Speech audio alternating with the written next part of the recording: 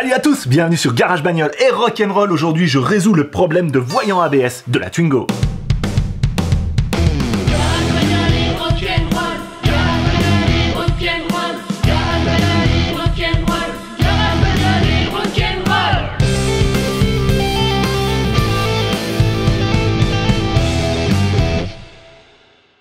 J'ai reçu les pièces, le capteur, le palpeur, levage.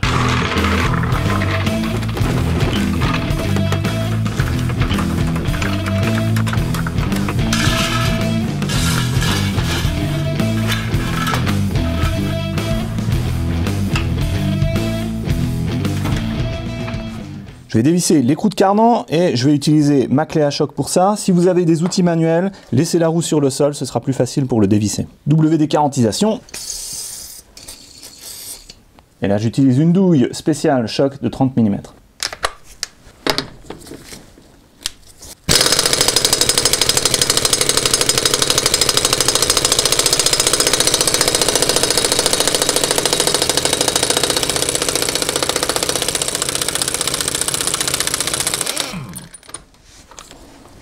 Et voilà.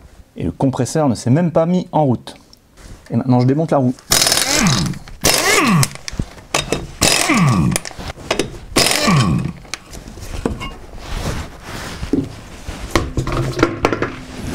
Je tourne les roues à gauche pour avoir de la place pour travailler. Alors dans un premier temps, je vais démonter le capteur ABS qui se trouve ici. Il y a une vis qui le tient là, c'est du Torx. Et pour ça, je vais utiliser le précieux 1 minute à ticket to roll them all.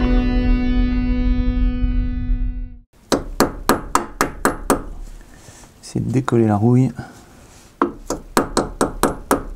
Je vais utiliser le tournevis de la manette qui possède une empreinte carrée comme ça au bout. Et là, je mets ça dedans. Ouais, c'est bon. Donc, ces vis là, j'aime pas du tout. Enfin, l'avantage d'une tête Torx quand même, c'est que ça... Il y a une grande surface de contact. Donc normalement, ça vient sans casser. Et voilà. Alors est-ce que ça bouge? Pas vraiment.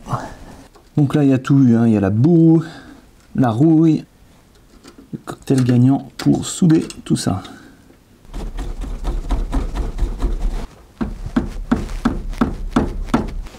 Ok, il y a le côté là qui vient.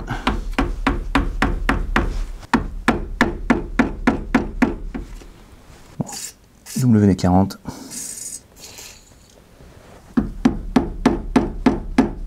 Dans les cas là, c'est intéressant de regarder la pièce neuve, voir comment elle est faite. Et là, je vois que ce capteur, là, il est complètement cylindrique. Donc je devrais pouvoir la faire tourner pour pouvoir la sortir.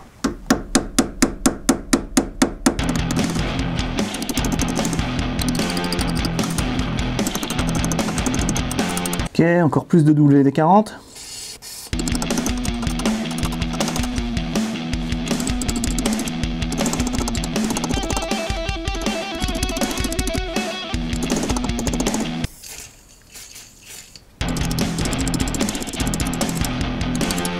Je suis en train de le péter.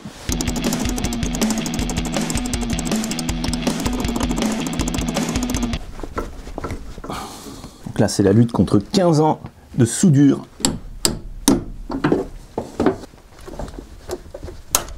Ah merde. Ok, donc là, il va falloir clairement le remplacer. Ok, alors là, je passe au mode destruction du capteur. Un bout.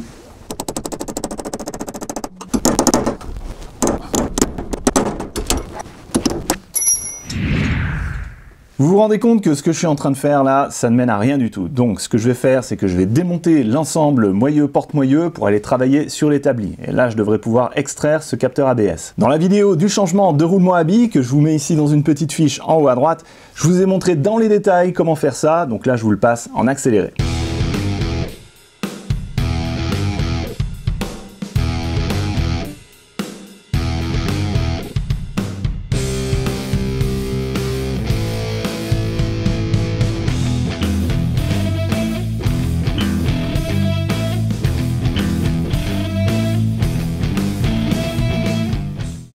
Voilà, l'ensemble est maintenant sur l'étau. Je remercierai jamais assez le mec qui a fait le travail avant moi parce qu'il a bien fait, il a mis de la graisse partout, ça a facilité énormément le démontage. Maintenant le but c'est de sortir ce capteur ABS. Alors je pense que de ce côté-là, ce sera plus simple en le poussant vers l'extérieur. Je vais déjà passer un petit coup de brosse.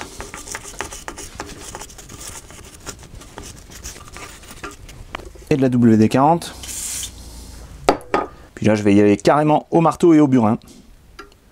On sent que c'est aimanté.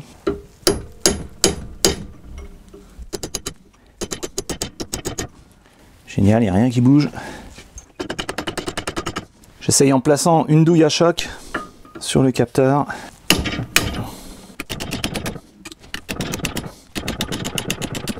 Donc j'ai le meuble qui bouge, j'ai le porte-moyeu qui bouge. Et le capteur ABS ne bouge pas d'un millimètre. C'est bien, comme ça on va pouvoir voir comment c'est fait à l'intérieur. Là, foutu pour foutu, autant y aller et se faire plaisir.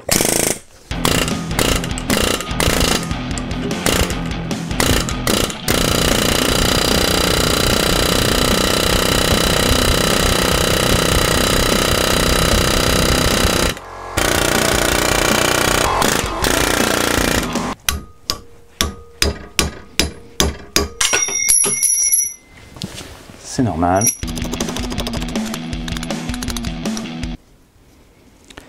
On peut voir qu'un capteur ABS, c'était donc composé d'une bobine, avec ici un cœur aimanté.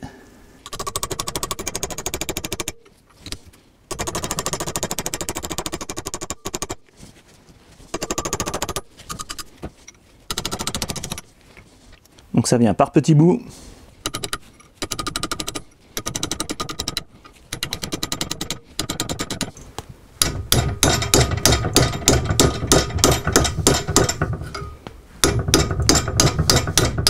Ah, et voilà. Et voici ce qui reste du capteur. Voici la bobine. Le tour est encore bien, donc maintenant il ne reste plus qu'à nettoyer là.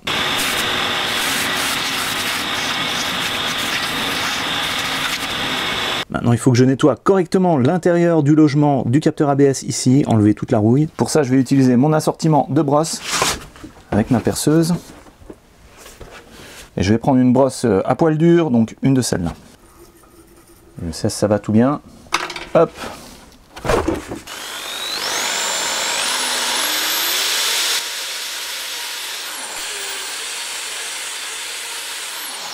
De temps en temps, je change de sens.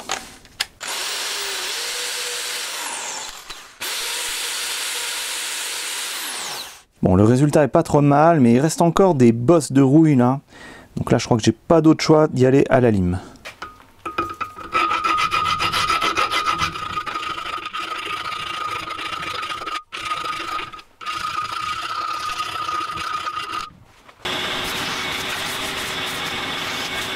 Ok, c'est mieux comme ça. C'est pas parfait, mais de toute manière, c'est difficile d'enlever toute la rouille qui est là-dedans. Hein. Ça a creusé en fait. Ok, je vais mettre en place le nouveau capteur, je vais le lubrifier. Alors je vais prendre de la graisse silicone parce que c'est la seule graisse qui n'attaque pas le plastique.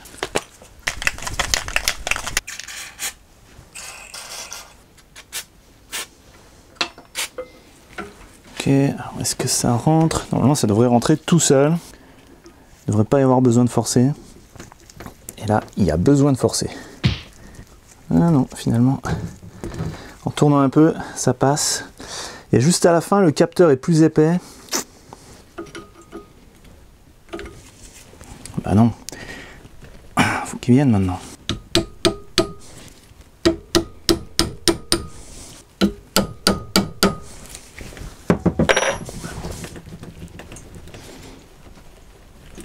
Ah, ok.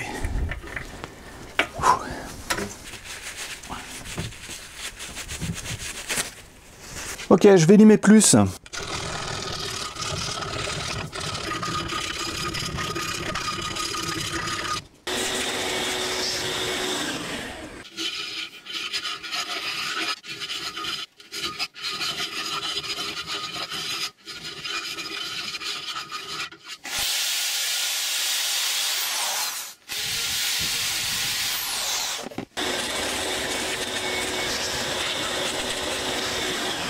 Là, ça y est, on est au métal. Hein. Je peux pas aller beaucoup plus loin que ça. Donc, je vais retenter de remettre le capteur en place.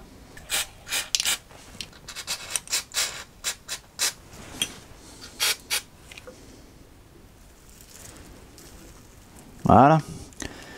Donc là, il rentre dans son logement sans forcer du tout. Maintenant, je sors la bague ABS, autrement appelée le palper. Si tout va bien, ça devrait venir assez facilement au marteau et au burin.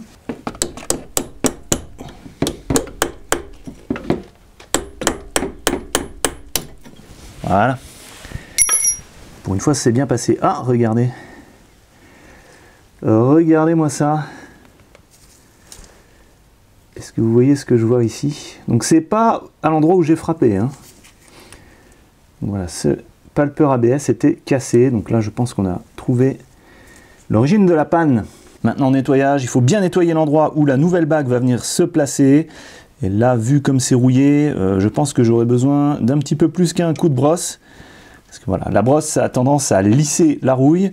Il n'y a que la lime qui vraiment fait partir la rouille. Hein. Déjà, un coup de brosse et après on verra.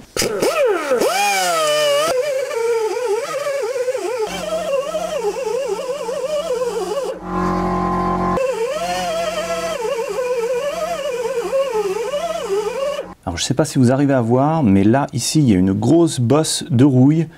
Donc le cardan a rouillé à cet endroit-là et j'ai l'impression que c'est à cause de ça que la bague ABS a pété. Il y a eu une petite fente, la rouille est venue dedans et en rouillant, ça s'est écarté et ça a écarté la bague ABS et ça l'a fait casser sous la pression. Donc, pour pouvoir remettre en place la nouvelle bague ABS et pour ne pas avoir le même problème, ben là, je suis obligé de limer.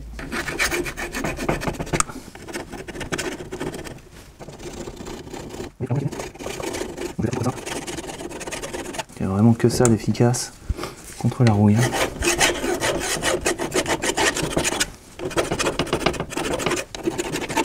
Et oui, le combat contre la rouille continue.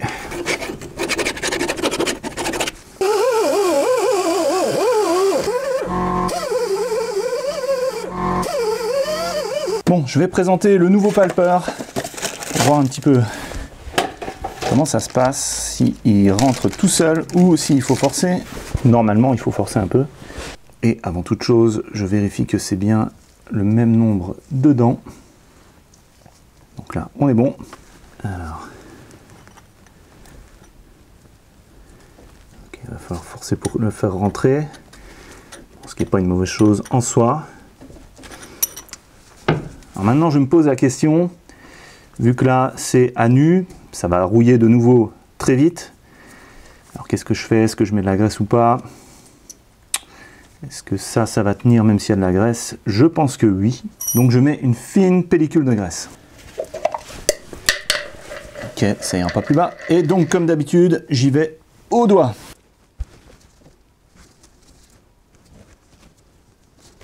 Mise en place de la bague ABS. Du palper. Là, le truc pour pas l'abîmer quand on va l'installer, on réutilise l'ancien. On plaque par-dessus. Comme ça, au marteau, il n'y a pas de risque que ça casse.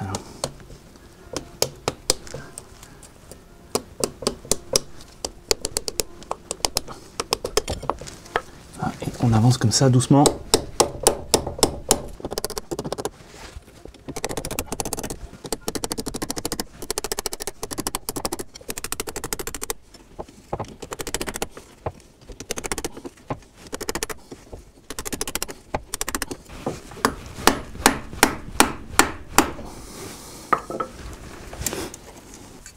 Ok, donc là, l'ancienne bague, elle n'a pas tenu le choc.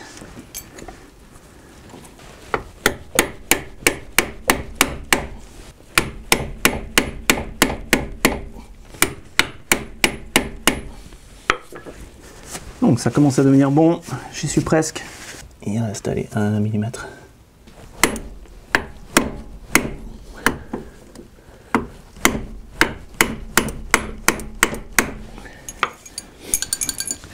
Donc là, l'ancien palper il subit, j'y suis presque, il manque un petit millimètre. L'ancienne bague est cassée, donc en fait j'ai cherché dans mes outils et j'ai trouvé cette bague, ça vient de mon extracteur de roulement.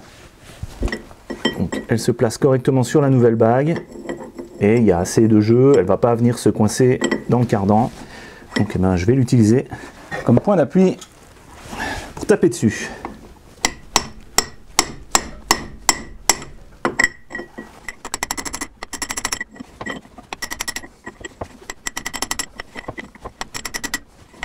L'avantage c'est qu'on peut y aller. Hein.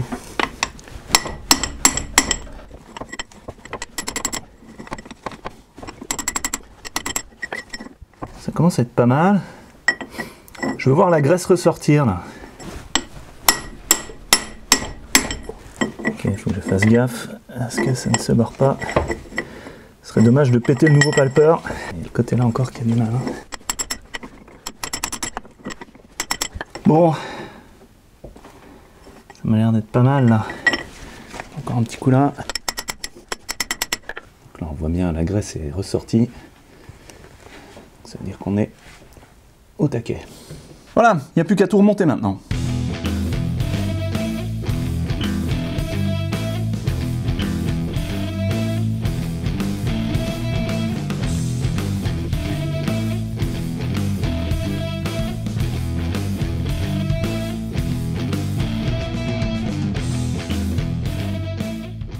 Maintenant, je vais mettre en place le capteur ABS. Avant ça, je remets en place l'écrou de cardan. Et je vais le serrer approximativement à la clé à choc.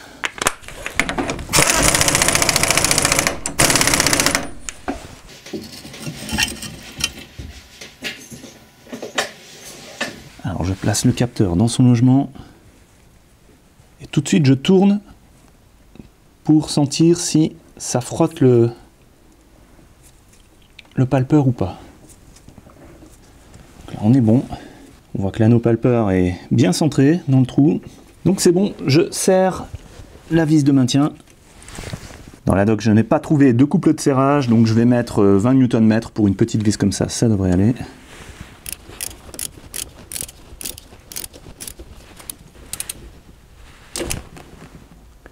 Et là, je suis en train de la péter. Oh, punaise. Bon, je vais changer cette vis là, ça m'énerve.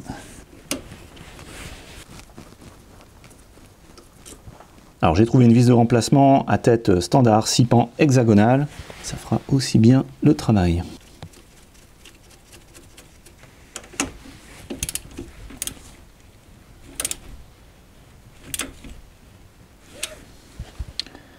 Voilà, je vais arrêter là, pas besoin de serrer plus. Maintenant j'attache et je branche le câble. Pour faciliter, j'utilise du lubrifiant silicone. Et là ça va tout seul. Hop. Et voilà. J'ai plus qu'à serrer au couple tous les boulons, mettre un petit coup de graisse sur les filets des vis qui dépassent, remettre en place le frein, poser la voiture au sol et serrer l'écrou de cardan au couple 250 Nm.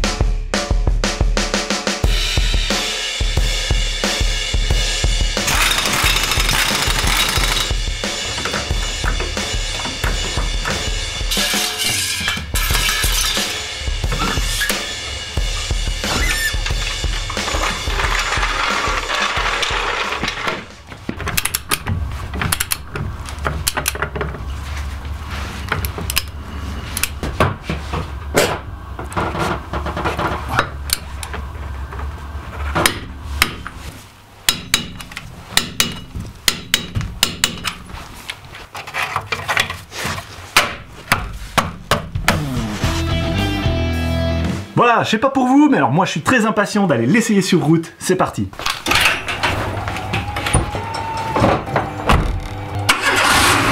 Regardons si le voyant ABS s'éteint au démarrage. Pour l'instant, il reste allumé.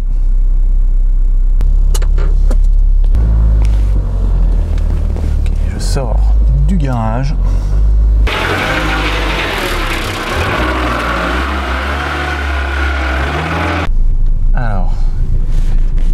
après quelques tours de roue, ça devrait s'éteindre. Là, il y a énormément de soleil aujourd'hui, donc c'est difficile pour vous de vous montrer le voyant.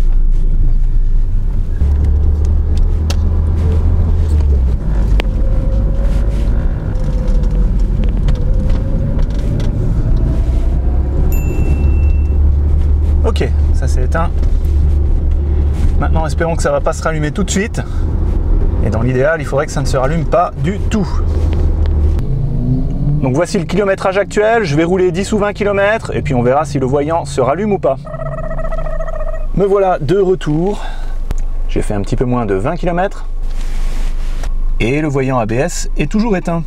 Yes! Rock and roll!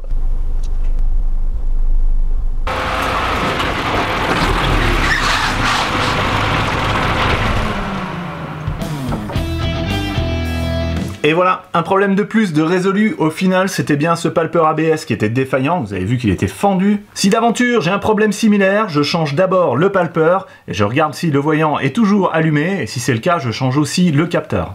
Mais voilà, le palpeur, ça coûte moins cher que le capteur. J'aurais pu utiliser une autre technique pour insérer le palpeur ABS, c'est de le faire chauffer.